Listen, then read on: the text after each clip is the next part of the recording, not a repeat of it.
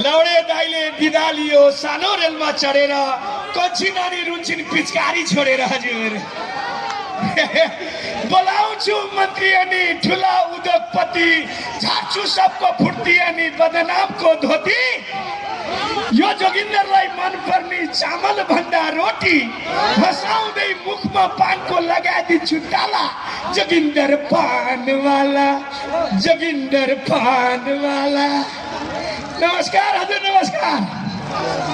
अब हामी हेर्नु हिन्दुस्तानबाट आएछौँ हजुर।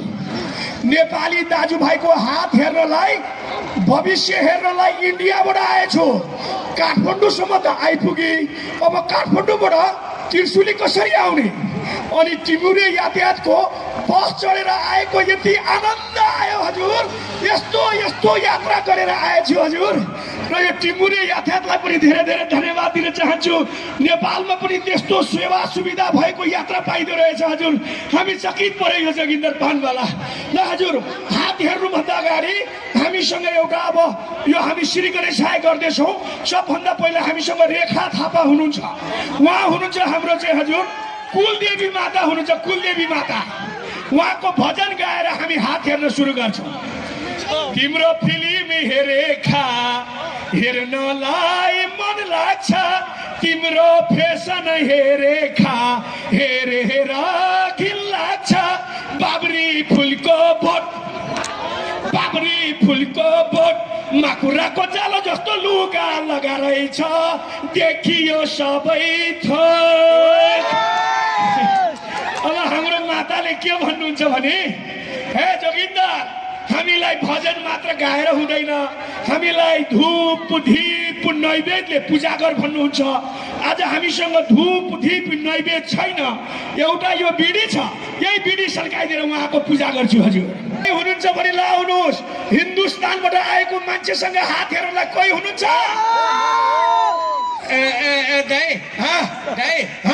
यो कुन ठाउँ हो? साले अर्काको ढाड कोट्याएर कुन ठाउँमा छ? यो ढाड हो ढाड होइन।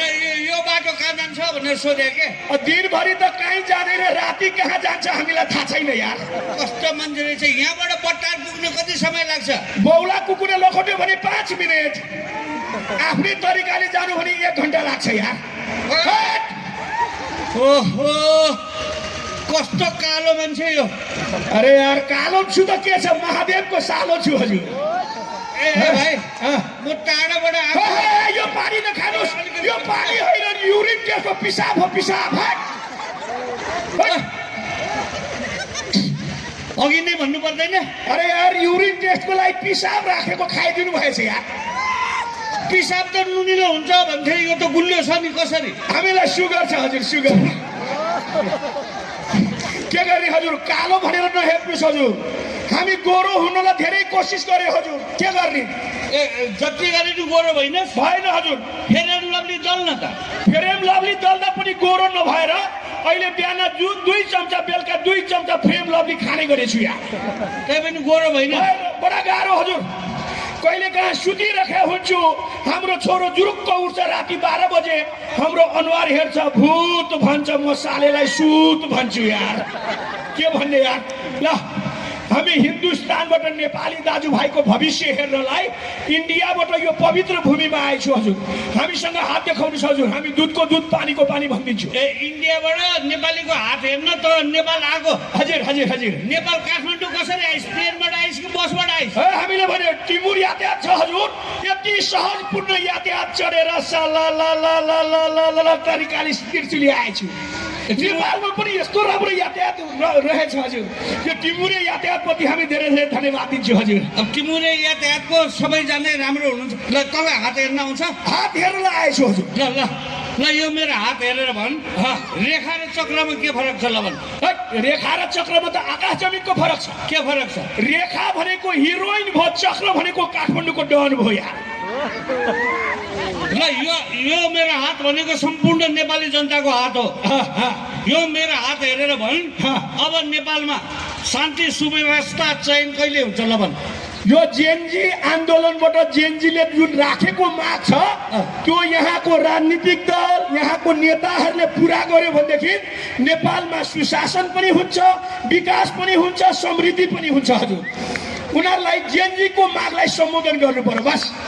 यहाँ दिनुहोस् त, तपाईँको हातको रेखाले कलाकार भन्छ, कलाकार हो? म कलाकार त हो है, कलाकार हुनुभन्दा अगाडि गाईदुनी कम्पिटिसनको 1 नम्बरको मान्छे।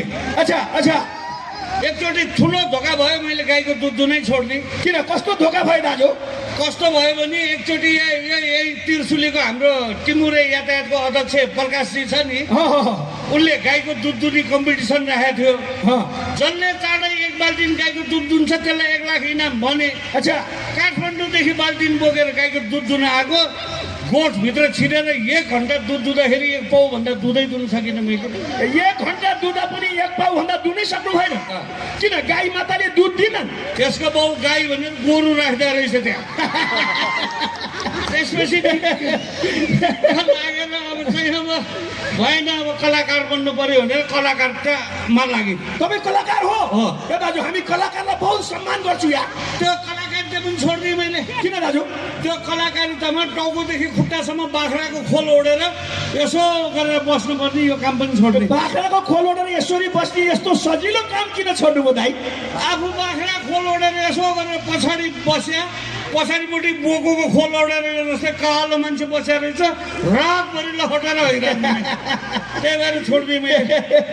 अनि काले, अच्छा साले काले मान्छेलाई कालो भन्यो भने रिस उठ्छ। तर अहिले फेरि राउन्ड किन हान्दियो?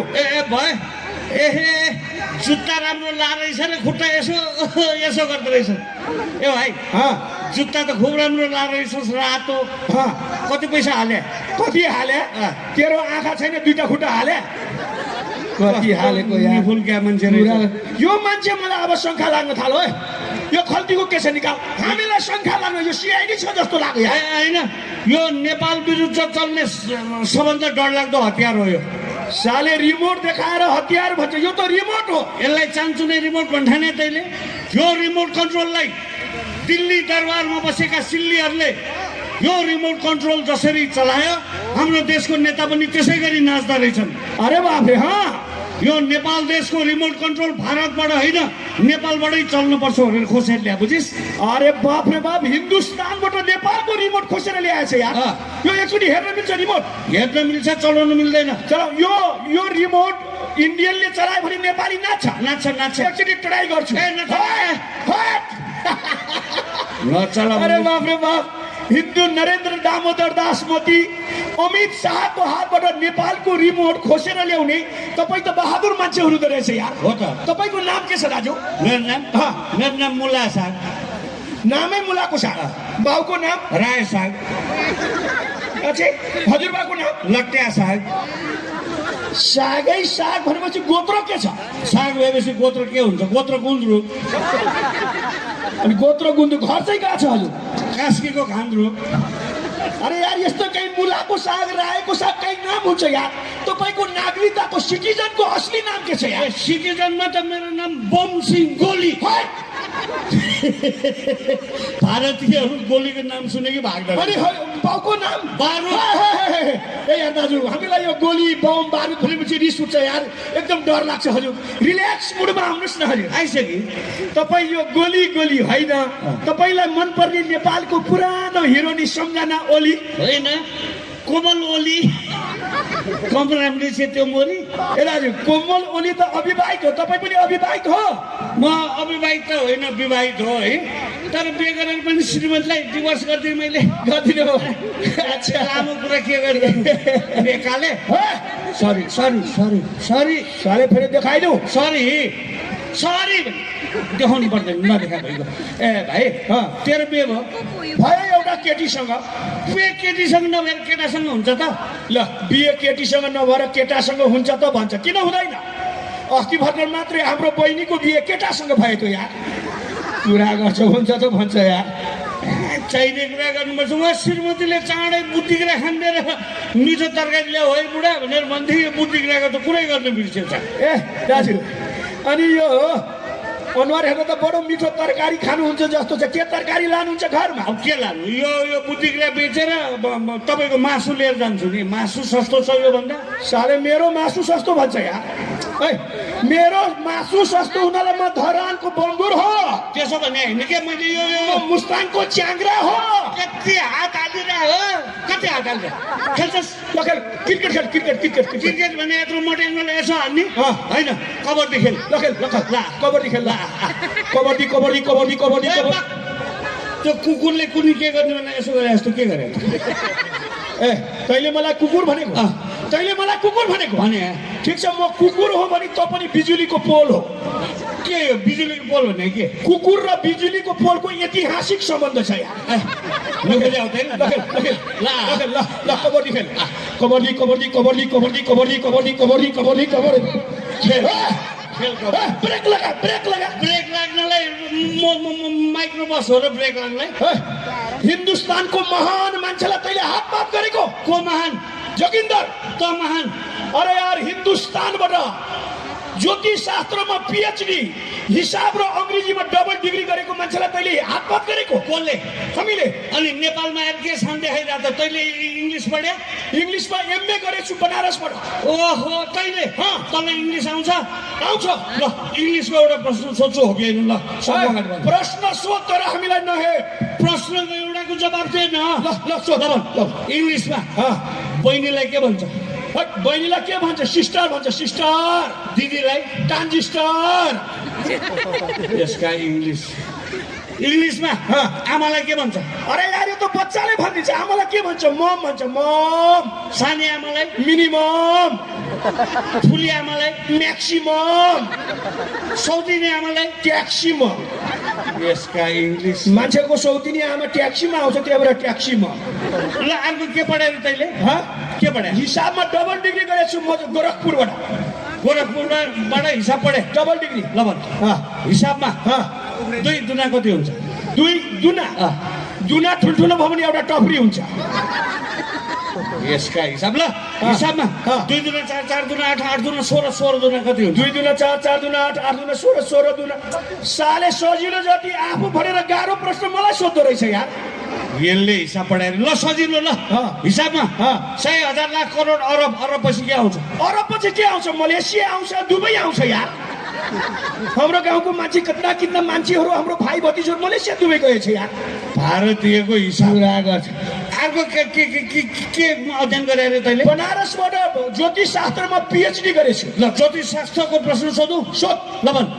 ज्योतिष शास्त्रमा भगवान रामचन्द्रको पिताको नाम के भगवान रामचन्द्रको पिताको नाम दशरथको पिताको नाम 11 रथ उहाँको हजुरबाको नाम 12 रथ उहाँको जिजु बाजेको नाम 13 रथ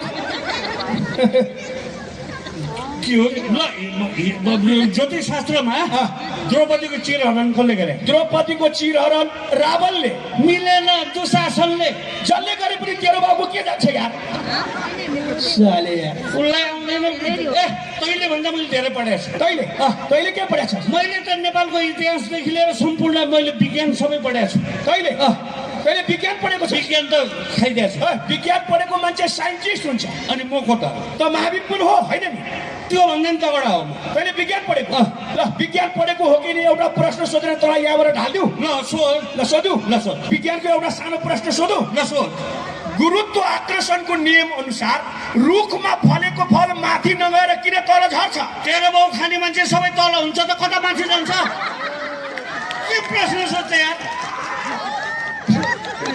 अरे विज्ञान पढेको होइन ल विज्ञानले पत्ता लगाएको रायोको सागबाट भिटामिन ए पाइन्छ भने आँप र मकैबाट के पाइन्छ आँपमा कोया मकैमा खोया पाइन्छ के थाहा यसलाई विज्ञान पढेको होइन ल अर्को एउटा गाह्रो प्रश्न सोध्छु ल विज्ञानले आविष्कार गरेको एरोप्लेन र त्यही विज्ञानले आविष्कार गरेको रकेट त्यो एरोप्लेन भन्दा रकेट किन छिट्टो दौडिन्छ तेरो बाउ पुच्छमा आगो लगाइदिएपछि नदौडेर सुख पाउँछ के प्रश्न सोधे यार यसले के प्रश्न अर्को तैँले के पढेको मैले नेपालको इतिहास र भन् वीर बलभद्र कुँवर नाला पानी युद्धमा कसरी लडेका थिए मान्छे कसरी लड्छ हिलोमा चिप्लेर बाँध फुटेर लडेका थिए सक्दैनस् के भाइ ल एउटा लास्ट ल सोधी ल श्री 5 बडा महाराज धिराज पृथ्वीनारायण शाहले काठमाडौँ उपत्यकामा पहिलो पाइला राख्न साथ के गरी बक्स्यो?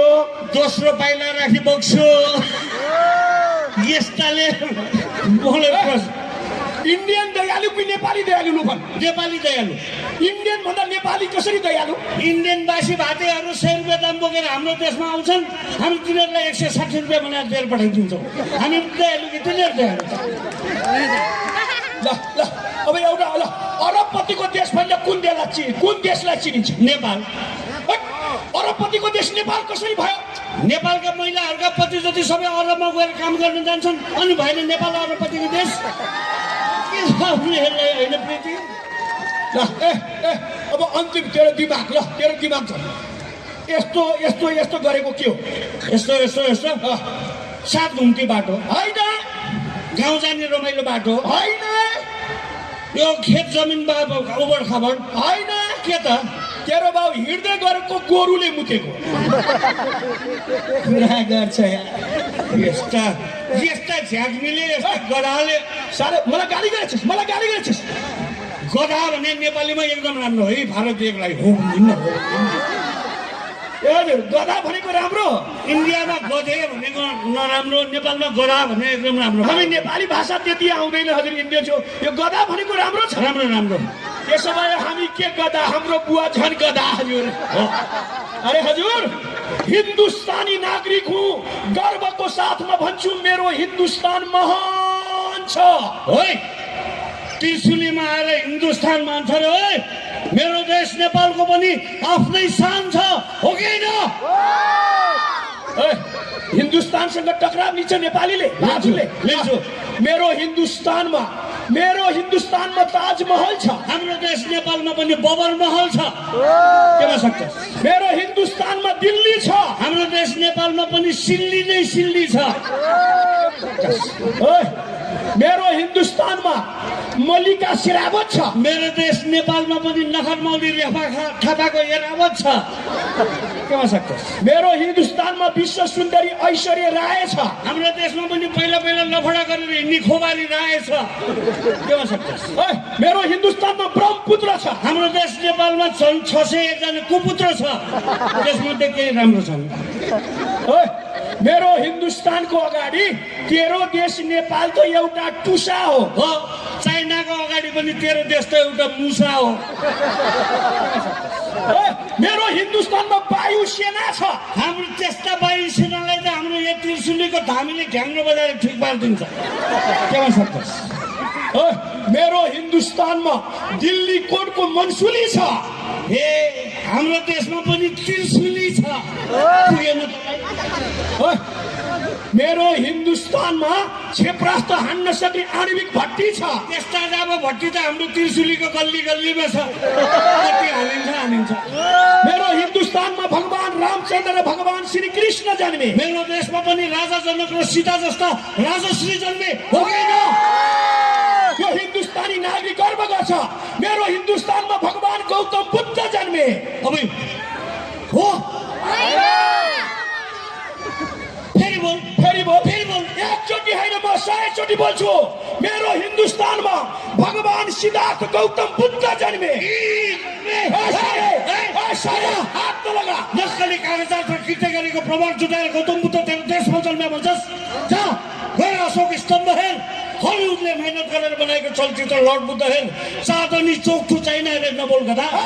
बहादुर त कति चिच्याउँछ चिच्या, तर यो हिन्दुस्तानी नागरिकले एक दिन भगवान गौतम बुद्ध, भगवान सिद्धार्थ हाम्रो हिन्दुस्तानमा, हाम्रो भारतमा जन्मिनु भयो भनेर सारा विश्वलाई प्रमाणित गरेर देखाइदिन्छ। हे शान्तिका दूत गौतम बुद्ध, तिम्रो वासस्थानको लागि गोर्खालीले खुकुरी निकाल्नु पर्यो होइन? साँचो बोल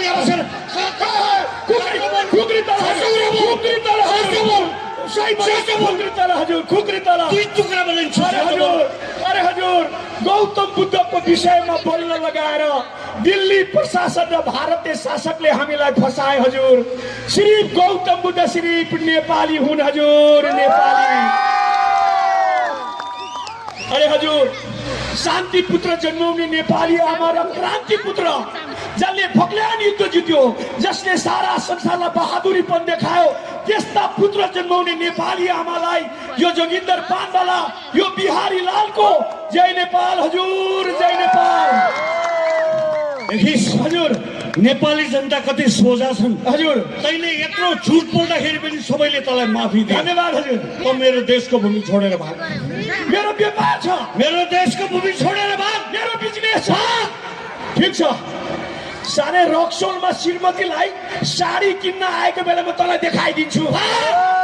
साला, हामी नेपाली जनता अब आफै सक्षम भइसकेका छौँ। कति यिनीहरूका दोष छ नि, कति यिनीहरूका ढिसो छ नि, कति छ नि। अब हामी नेपाली आफै लम्किनुपर्छ, चम्किनुपर्छ।